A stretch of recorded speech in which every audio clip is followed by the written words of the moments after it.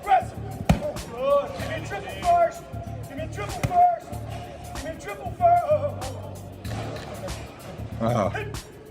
That's it. Oh. No.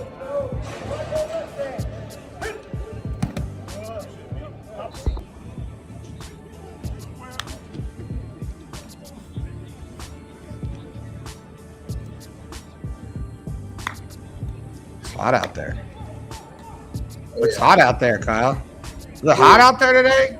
I was out there for 15 minutes. And Billy Napier was actually wearing. You can kind of see him right there, but he's wearing the long sleeve white, almost like a hoodie type deal. And I'm like, I looked at him like, what are you doing, man? It's smoking hot out there. Yeah, he's always rocking the gear though. Yeah, I know. Inside's nice though, right? Inside's nice, but yeah, no.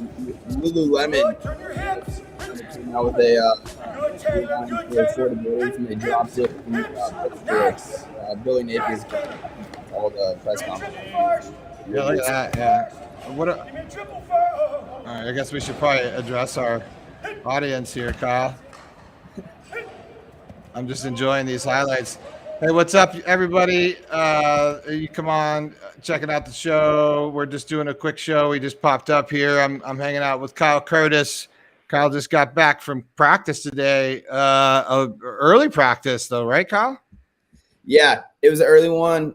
They've kind of been bouncing around the time periods for these shown periods and stuff like that, going around the weather or whatnot. But it was sunny. It was hot, and they were getting after it. It was you only get so much there in that 15-minute time period, but it was fun to see him in action. And I think this was the 7th fall practice, so they're getting about halfway through of the 15 practices they get.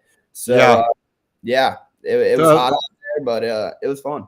Are they going to do go to shells and spiders? Like, I know they've been in full pads. You've been to almost every practice, haven't you? Yeah, I've been to most of them. Napier actually said yesterday, I think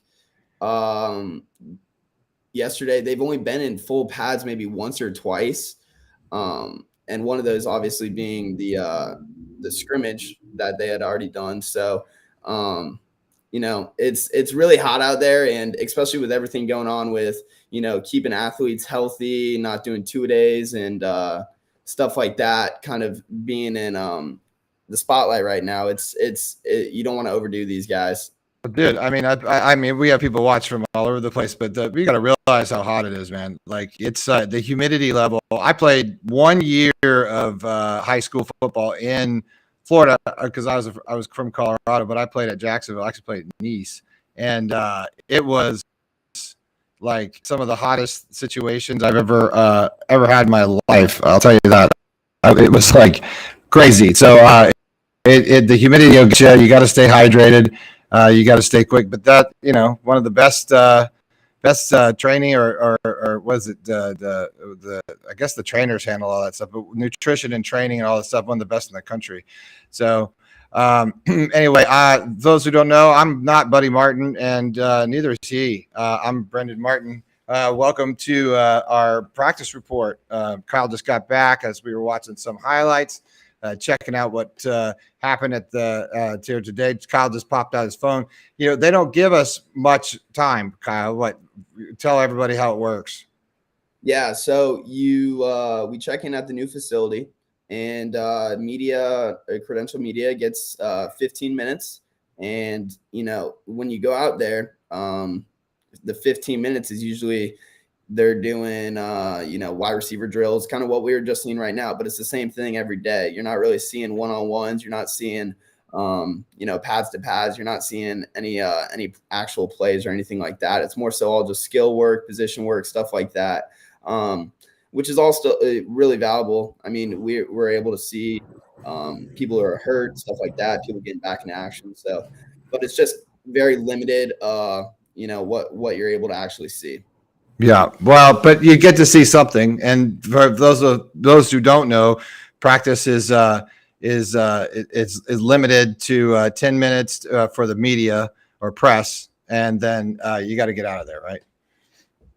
Yep. They announced the big old horn, and it's almost like a big old air horn that they just released, and you see everyone kind of scurry on out. So it's kind of funny. I always feel like a little kid when I'm in there a little bit. They're like, okay, time to go. Again, those of us just joining us, I'm Brendem Martin. He's Kyle Curtis. And we're going to doing a lot of this stuff in the future, as far as, just giving a couple of 15 minutes, or when we get some highlights or some information, we're going to try to pop on and share that with you. We got a couple people who have checked in.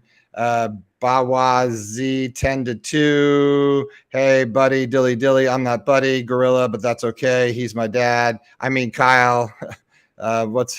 Yeah, that's cool. That's funny. Thanks for checking in. You're Buddy Junior. Don't call me that. Don't call me that, Gorilla. Don't ever call me Buddy Junior. I'm Brendem Martin. Okay. I'm Batman, dude. We're doing a lot more of this stuff in the future, so I'll shut up about that. Hey, if you're watching, hit the subscribe button. We are trying to get to 1,000. We've had great response.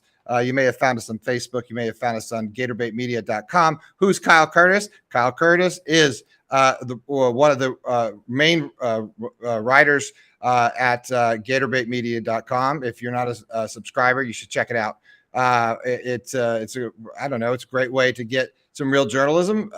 We're not about clickbait and things like that. We are actually about trying to get the story right and get it correct.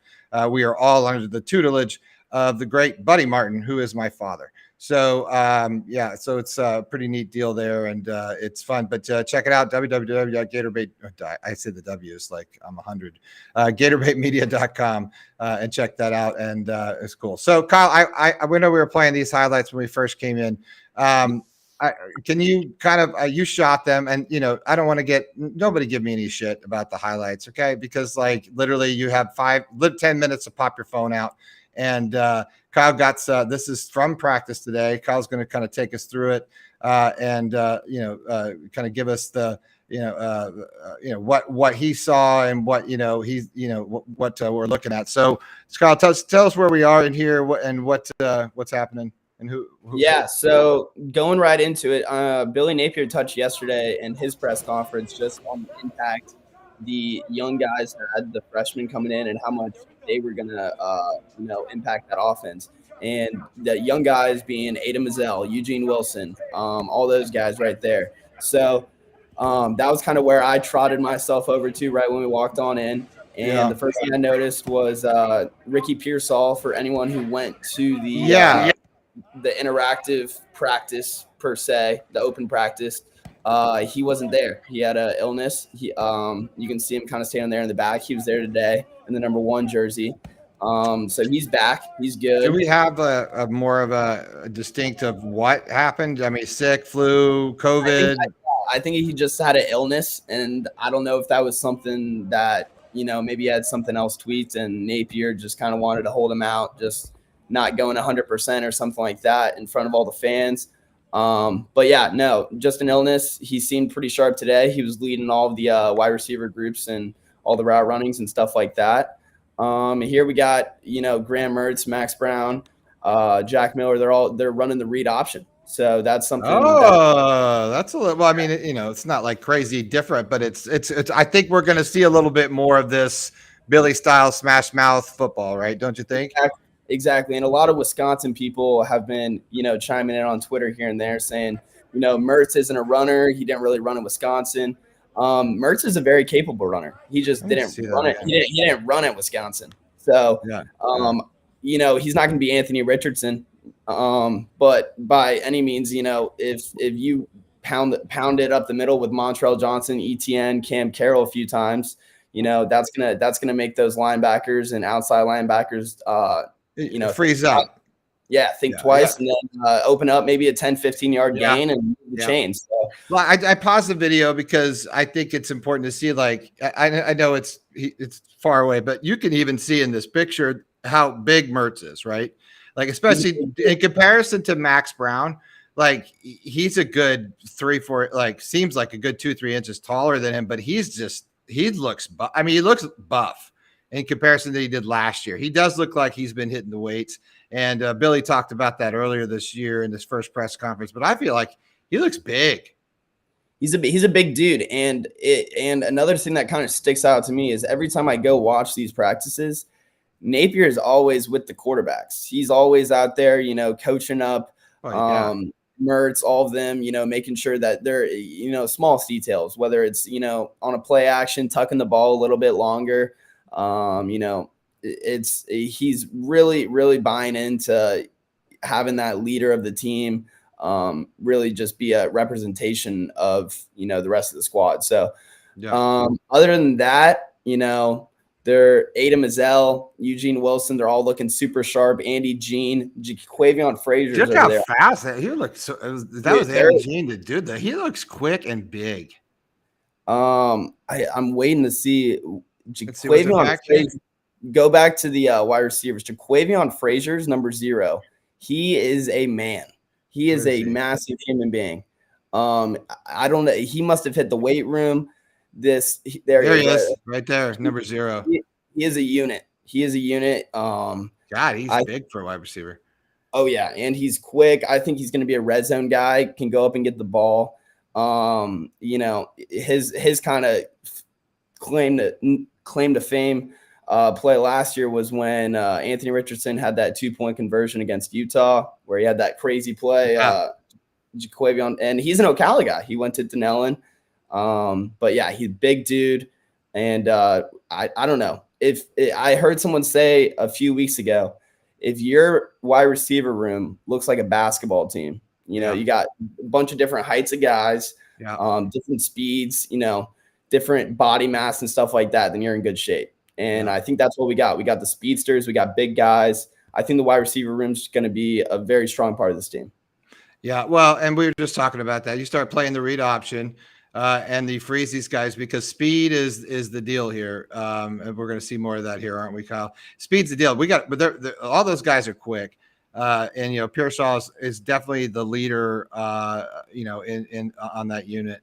But I think that's what we're going to see, just more of it. And as even the following 2024 with Lagway and that great recruiting class coming in, we're going to see a lot more size at offensive line. But, the guys this year are big. I know we don't have any stuff of the Hogs today, but, they're getting bigger and bigger, which is, it's creating more of that sort of system style offense, right?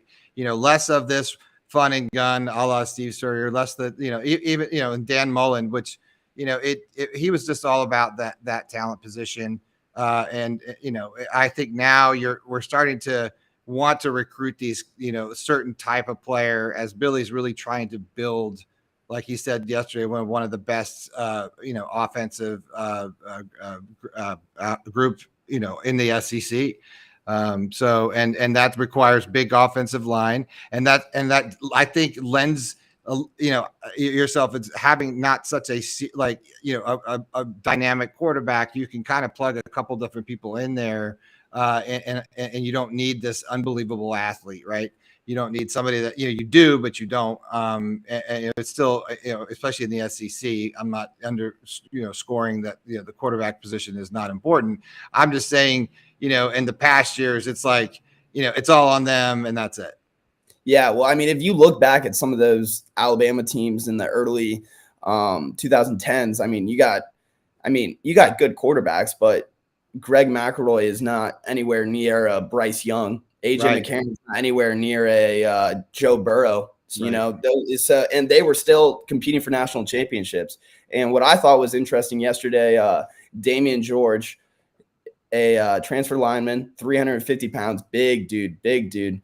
Talked to the media, and he transferred from Alabama. He played under Nick Saban, and Billy Napier obviously is from the Nick Saban coaching tree, and he made it clear. He's like, the talent of players from Alabama to Florida is not that big, and it's kind of just getting into the system and really believing in the process and playing together. And that's what he was saying is.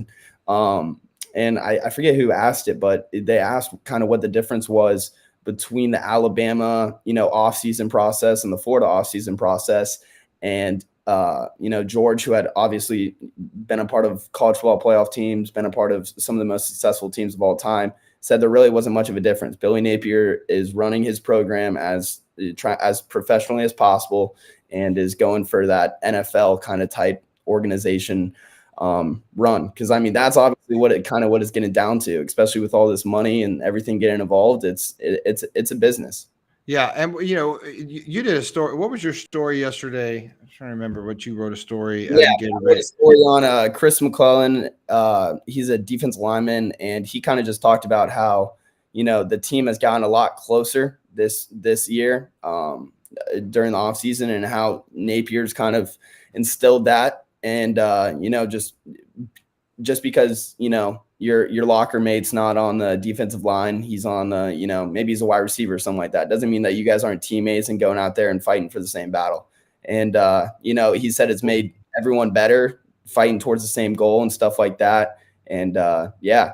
Well, and we, reported earlier this year, well, Billy announced it, so that, you're not getting to bunk with your buddy.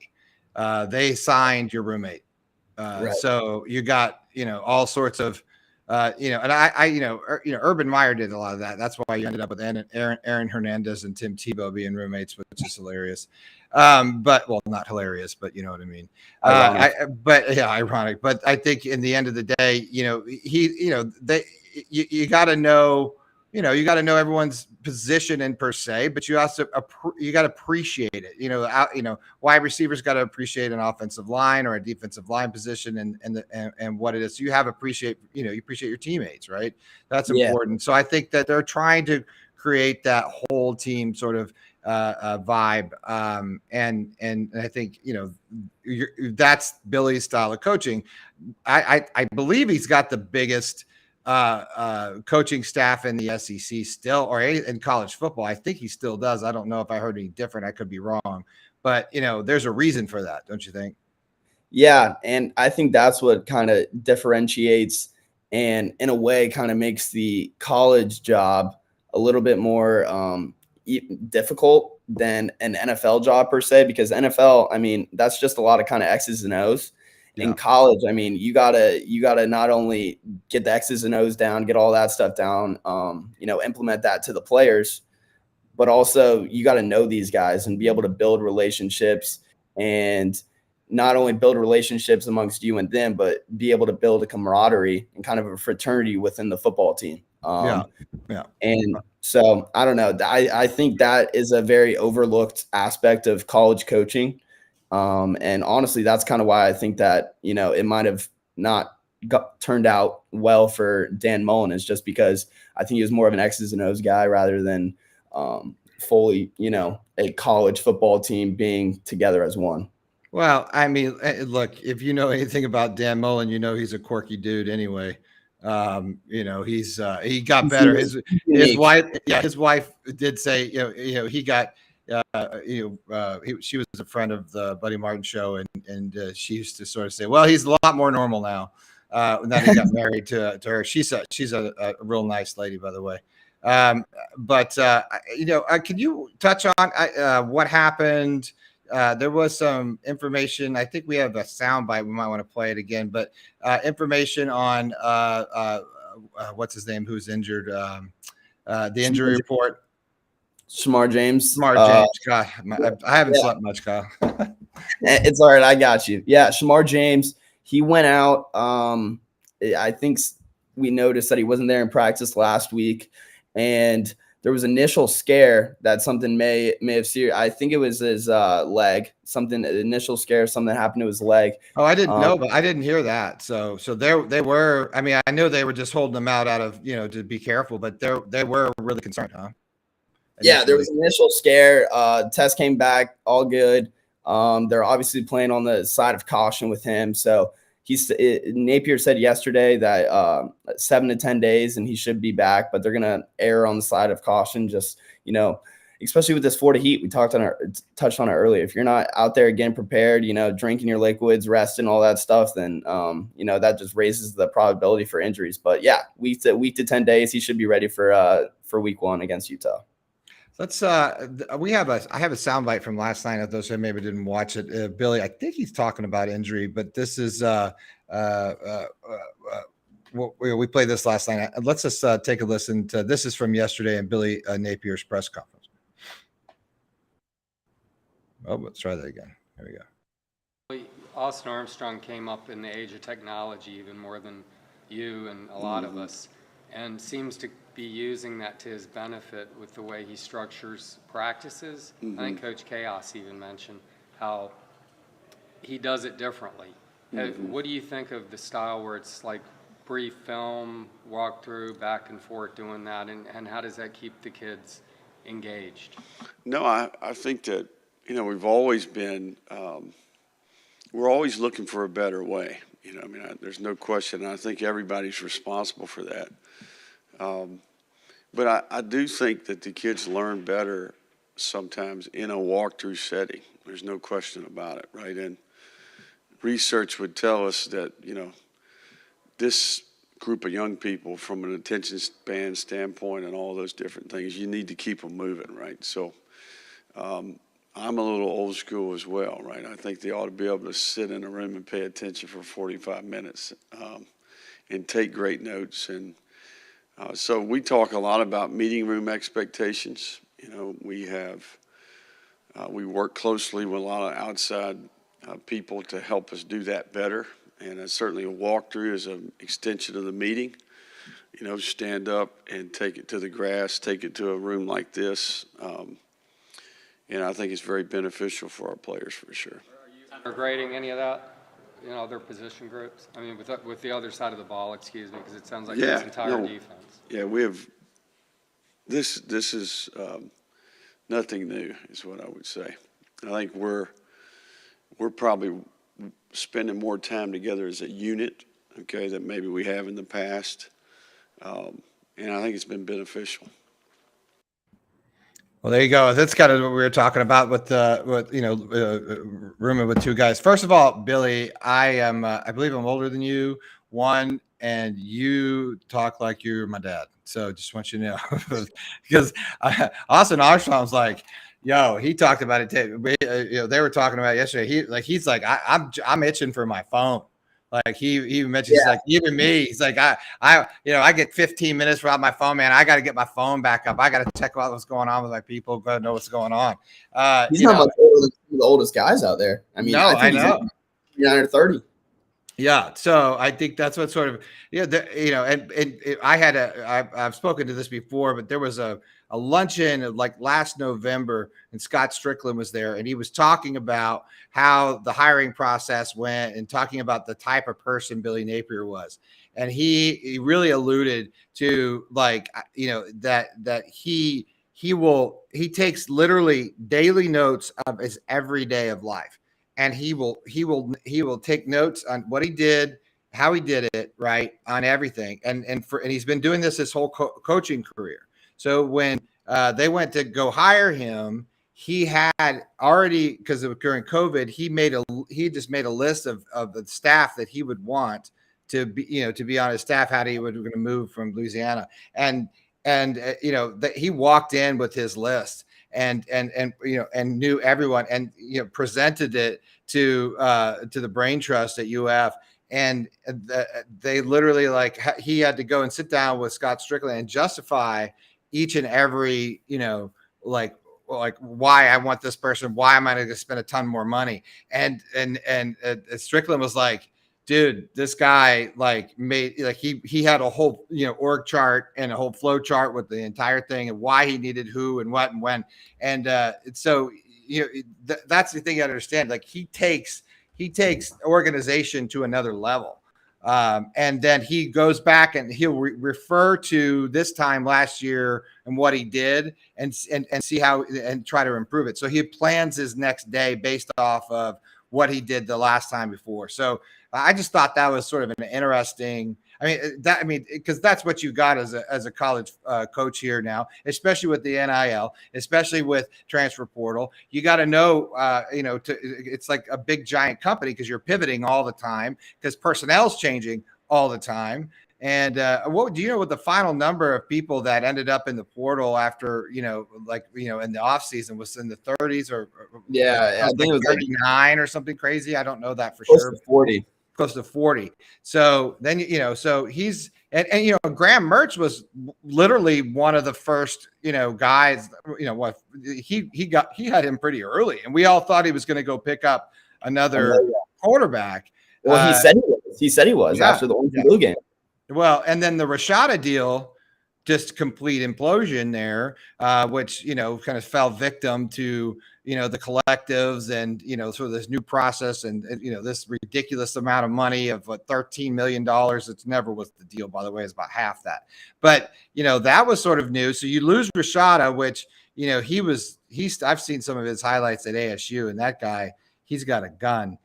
We'll see how he plays. Is he worth $6 million, $7 million to play college football and unproven? No, he's not. I don't think he is. I mean, I could be wrong, but you got to be pretty, Tim Tebow-like as far as wins and going to get national championships. I don't even know if they paid Tim Tebow that much right out of high school. Well, right. Well, those were the old days. The old days. That was when you got a McDonald's bag full of cash. But he just probably give it to all the missions and his family of missionaries, right? So he probably donated his money, but we kid, but we don't kid. That could be, by the way, now that we have NIL and now that we have somebody doing a documentary. I was going to call it bag money or something like that. Somebody really going and finding the stories out of how did this go down and how did people get, because I've had some, you and I worked on the Rashada story together, and we had some pretty, crazy intel. Yeah. And some people we'll go to the grave with who told us some stuff. We got pretty in depth with, because we did the Rashada story, wrote it together. We got some stories that were like, wow. I mean, and I think I've heard it all. I haven't heard it all, because the way that this family's involved with the players and this family's involved with the money and this family's, it would make a fascinating story. That's for sure. It made the perspective of how fast NIL can mess things up and make it just that much more complicated. Yeah. Well, it intensified it on a smaller scale for us. Yeah. I'd be remiss if I didn't get your take, and I know you're going to be on the show tonight. But by the way, if you want to watch Buddy, me, the gang, Kyle, everything is on at 9:00 Eastern, right here on YouTube. By the way, if you're watching on YouTube, click the subscribe bell, help us out, comment and chat. I'll click over the chat, see if people got some comments. FSU and the SEC. What do you think about that, Kyle? What do you think about this conference shakeup? Because everyone seems to think it's college football is imploding and the sky is falling. You're a younger guy. I'll tell you right now. And I was talking to this with Joe Black, one of the guys that's our business partner, and he, it's. For me, it's kind of like, well, I want to see these guys play. I don't really. I mean, I care. I mean, I'm an old guy, but I was like, I don't care if you got to fly in your private jet or, charter jet out to another hour or two further so I can see, these West Coast and East Coast teams combine. I'd like to see a little bit of that, super conference, not super conference. I don't know. I don't care in a lot of ways. I just want to see some college football. Yeah. So I see both sides of it. The realignment for football, I don't think it's really, I mean, a lot of people are talking about it right now, but it's the off season. No football is really going on. I think if you put the ball on the field on Saturday and it's on TV, people are going to watch it regardless. Especially with college football and, universities and stuff like that. I mean, I think college football playoffs probably going to expand or is going to expand here pretty soon. And, those big conferences are probably it's just going to be like a big old conference. I don't think it's going to be too super big conference. Yeah, it's just going to be a super conference in the long run. The other side of things that I have a hard time coming to terms with, especially, being at Florida, being friends with a few people on different sports teams and stuff like that is, different sports I think are going to be very affected by this. I mean, if you're a volleyball player, if you're, soccer player or something like that, and you got to, travel to Utah or, and you're from Florida and you got to travel to the West Coast on a weekday and you're not getting back till 4 a.m. and then you're expected to go to class in the morning. And I don't know. I just think that the realignment for football, I think, is going to be perfectly okay. It's going to be fun seeing, Florida go against Texas. Even basketball. Basketball is going to be great. The Big Ten, being able to watch, Indiana, people like that. I mean, it's going to be cool seeing Indiana and Arizona play every single year. So basketball, football, baseball, I think, those major three sports are going to be fine. But the impact on the smaller, I guess you would call them non-revenue sports, I think is going to be a little bit drastic, and it's going to be tough on those athletes who are also, doing school. Yeah, well, I think we're going to be seeing tutors on the plane, and class taught on the plane. And, not every program can afford chartered jets for the soccer team.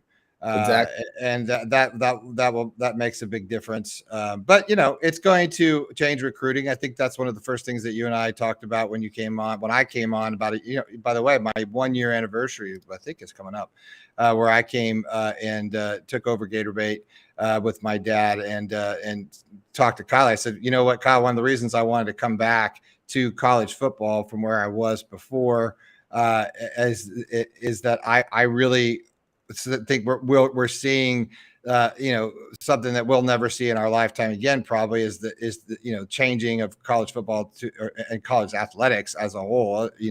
That we'll be talking about for years to come. So, and I said that what an exciting time to be in the media, because these stories are pretty incredible. So and it's been I didn't even think we'd get to the things that we got. We were right out of the gate and we were talking about Rashada. That was crazy. So anyway, we won't go on anymore. Kyle, do you want to talk about what you're writing about next? Are you doing anything for GatorBait? Yeah, I'm actually writing about the UF men's golf team coming off that national championship. The Dudley Hart was named, who was the assistant coach, was named the assistant coach of the year. So I'll have an article coming out on that. And then